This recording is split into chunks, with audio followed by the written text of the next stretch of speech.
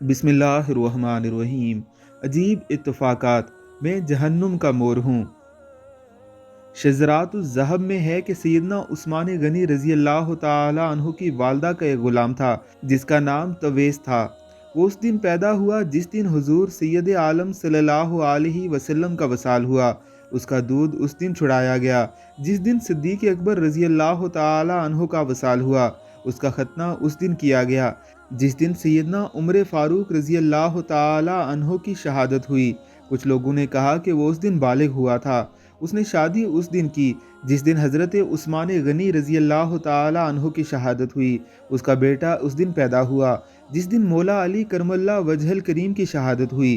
کچھ لوگوں نے کہا کہ جس دن امام حسن کی شہادت ہوئی اس دن اس کا بیٹا پیدا ہوا۔ اس کا نام طاؤس تھا۔ جب اس نے زنانہ پن اختیار کیا تو اس کو تویس کہنے لگے اور اس کو پے در پہ اتفاقات کی وجہ سے بدبخت کہا جاتا تھا۔ وہ خود ایک شعر پڑھا کرتا تھا: انا عبد النعیم، انا طاؤس الجحیم، الشام من مشاعل الختیم۔